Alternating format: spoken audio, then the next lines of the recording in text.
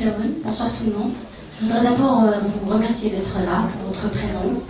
Donc, on est en train de célébrer le 31e anniversaire du printemps berbère, fin avril.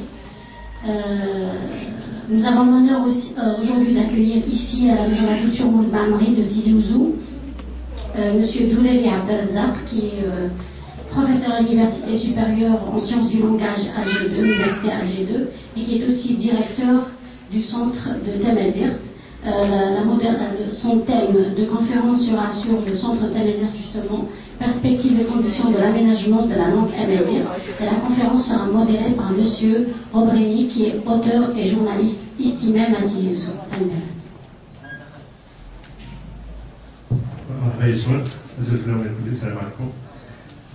Donc, احنا تكميل قلنا يعني من على السوجات تمغرا يعني بالعربي هي كاع ما كنولي كلا داك الصباح كيسنا في الدياس داك نهار لا صار كيسنا في الدياس وساد الدياس انا مدوي يسفروا انا مستقبلي انا استعرف انا سترانسيست استاذ الويدي الصباح الويدي لا كيسنا نقول لهم ديازني خدمت الدياس يعني ستاجا هي كاع ما كنا تمغرا لافريل نتكمل من خاطر عطاس الشغال الحاجه من زوج نزرب لي لافريل كاع ثورا يعني لوبجيكتيف نسمع الادبي سي de faire de la langue amazigh une langue officielle. كوني ثورا نزرب لي ثورا عطاس الحوايج عطاس يدهكا تمازيغ عطاس الحوايج يدبر تمازيغ عطاس الحوايج يدبر في تمازيغ لما كاين مازال انا نتكمل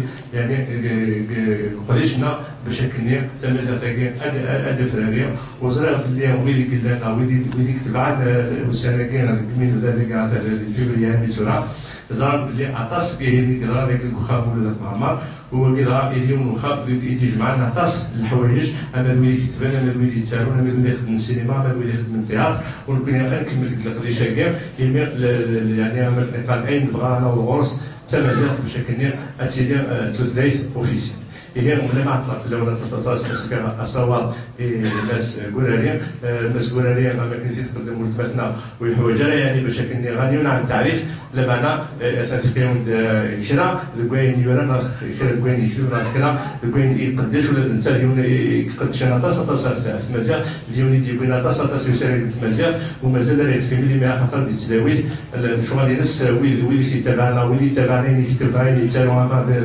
الجردان دي تلفزيون انا يعني اذاعاتنا دي راديو هاد السنه الناس وين يقدروا يتساويو ونتمنى يكمل غادي يعني القدري داكين نتمنى باش كنا الناس قراري غادي يكمل القضيه كاع يمير الحوايج تمازيغ باش كنا از ديولا هكا يمسن باش كنا از ديولا اين فايك يتهيأ الحوايج تمازيغ فيها بلا ما عرفت لو ولا تصل كاع سوا بعد براد غاد تشكين يعني غاد دير كيستيون بين تعمل كيستيون تشكين يكفوك لا كونفيرونس يتسيم مسيو قراري عند اول تصل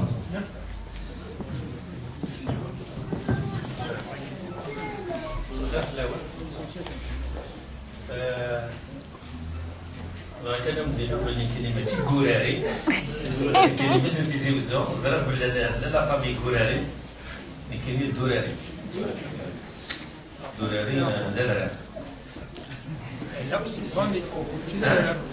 une famille. C'est une famille. De ma région, mais je suis d'Adara. Oui. C'est une famille, mais je suis d'Adara.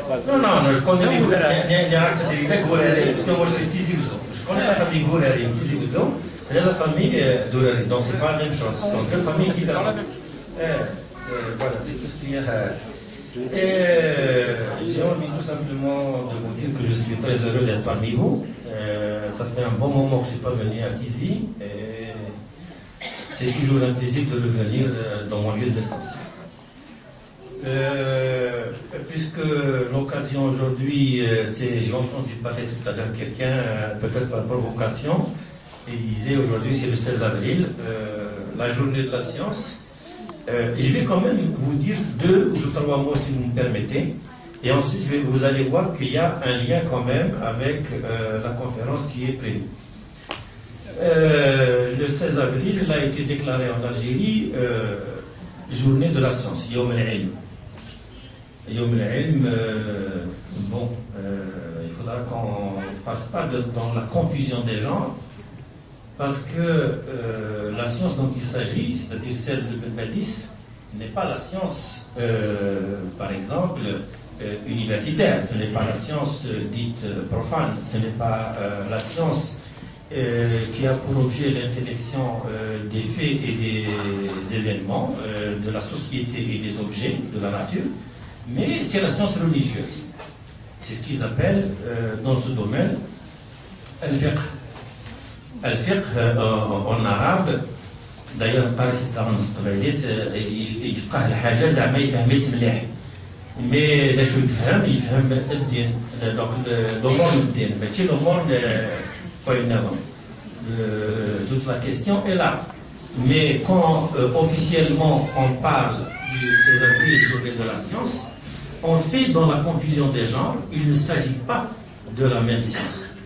Je vais comme ça,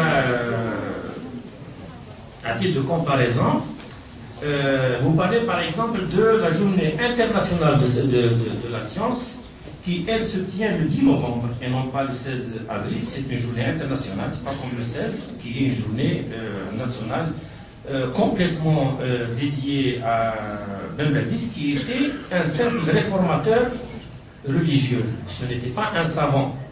On dit alim.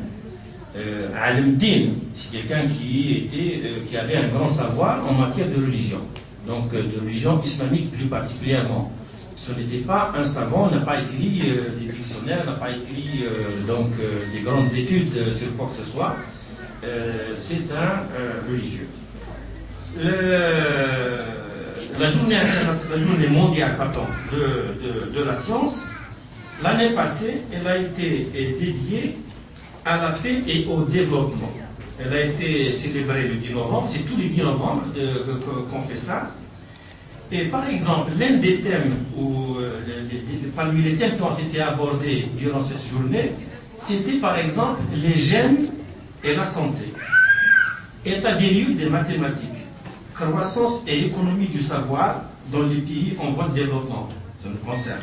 Mégacité des pays du Sud, les nanosciences, les nanotechnologies, le changement climatique. Regardez un peu les thèmes qui sont abordés dans la journée mondiale de la science. Qu'est-ce que nous abordons, nous, dans la journée algérienne de la science? On aborde autre chose. C'est intéressant de faire quand même le débat, la distinction entre les sciences religieuses qui ont pour objet de comprendre et de faire l'apologie, c'est-à-dire le medh en langue arabe, de la religion et de la foi. Ce ne sont pas des sciences critiques, et bien évidemment la science profane, on l'appelle comme ça, les sciences profanes, dont l'objet est de comprendre les phénomènes naturels et les phénomènes sociaux. Et c'est là que je fais le lien avec le thème de ma conférence. Donc, pendant longtemps, les sciences du langage étaient un appendice précisément des sciences religieuses, donc du fiqh. Donc, la grammaire, par exemple, a été développée dans toutes les langues, à commencer par le sanskrit chez les Indiens. Elle a été dédiée essentiellement pour essayer de maintenir la langue de la religion en vie au-delà de sa limite de péremption. Parce qu'une langue ne peut pas rester comme ça, complètement ossifiée, momifiée, pendant des siècles. À un moment donné, elle est obligée de muter, d'évoluer, de changer. Retenez bien cela. Les langues, elles évoluent, elles ne restent jamais statiques. Tous les travaux qui ont été faits pour la langue sanscrite, donc les langues indiennes, qui ont posé les grands principes de la grammaire, aujourd'hui, ils sont complètement dépassés. Ça ne sert à rien. Enfin, ça ne sert pas à rien, mais ça ne sert pas à grand-chose. Pour la langue arabe, c'est exactement la même chose. Il y a eu tout un effort grammatical pendant des siècles pour essayer de comprendre la langue arabe et de la faire comprendre précisément aux autres peuples qui n'étaient pas arabes. donc les autres peuples musulmans qui n'étaient pas arabes. Il fallait qu'on leur permette de comprendre à l'époque le phénomène religieux, les textes religieux, d'une manière correcte. C'est pour ça qu'il y a eu la grammaire arabe. Sinon, elle n'aurait même pas existé. Et donc, elle a existé uniquement comme appendice à la connaissance religieuse. Donc, la langue n'était pas étudiée pour ce qu'elle était, en tant que phénomène social ou même en tant que phénomène naturel. Elle était seulement vue comme un moyen par lequel on pouvait diffuser des idées. C'est pour cette raison-là que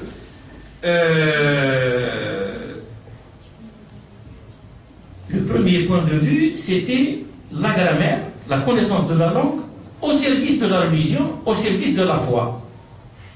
On peut obtenir aussi le savoir d'une manière générale au service de la foi. On peut avoir des hommes, donc des fonctions, uniquement au service de la foi, et non pas au service du savoir et de la connaissance scientifique en elle-même pure. Ça donne ce qu'on appelle un paradigme de la pensée, un modèle de pensée. Ce modèle de pensée, il est essentiellement apologétique. Ça, ce sont les termes de Mohamed Arkoun, qui tout le monde le sait, d'Asienne.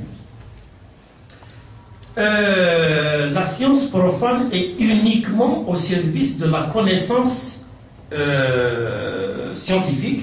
Elle est au service de la connaissance de la société. Elle est au service de la connaissance des faits. Elle n'a rien à voir avec l'apologie, donc elle est par définition critique. La linguistique moderne, c'est une linguistique, c'est une science. Donc elle est dans le paradigme critique, elle n'est pas dans le paradigme apologétique. C'est-à-dire que ce n'est pas une science dans laquelle elle est les Allemands, ou que les appréciatifs ils n'existent pas dans la posture scientifique qui est celle de la science d'une manière générale, plus particulièrement de la linguistique. La grammaire ancienne était essentiellement constituée de préjugés à l'égard des langues. C'est ce qui a fait que pendant très longtemps, les gouvernants arabes avaient un point de vue dépréciatif de ce qu'ils appelaient l'ammiya, les dialectes. L'ammiya, c'est-à-dire le chab, c'est vraiment qui ne connaissaient pas, c'est des gens. Donc il y a un point de vue dépréciatif. Il y aurait une langue prestigieuse et des langues qui ne le seraient pas. Donc pendant vous n'êtes pas sans savoir que pendant très longtemps, on a considéré que, par exemple, le kabyle n'était pas une langue, ou le berbère n'était pas une langue, parce qu'il a en fait, il n'a pas derrière lui une puissance politique. C'est finalement ça. La linguistique a rétabli les choses. Elle a dit qu'en fait, le dialecte, ce qu'on appelle le dialecte, c'est véritablement cela la langue vivante. Parce que celle-là, elle est parlée par tout le monde. Prenez aujourd'hui, comme ça, puisque je suis en Kabylie, le kabyle, comparez-le par exemple à la langue arabe qui est parlée à l'école. Le kabyle, il est vivant parce qu'il a des locuteurs naturels de cette langue. Des gens qui naissent dans cette langue et qui la parlent de leur milieu. Donc c'est une langue qui est dynamique et vivante. Il n'y a aucun locuteur naturel de l'arabe qui dit ici Qarnas al-Fosha, mais moi je récuse ce terme pour un ensemble de raisons qui serait fastidieux de présenter. Moi je l'appelle l'arabe scolaire, c'est de l'arabe de l'école. Cet arabe de l'école, il est la langue maternelle de personne, même pas en Arabie Saoudite. Maintenant avec les télévisions satellitaires et notamment avec ce qu'on appelle le printemps arabe.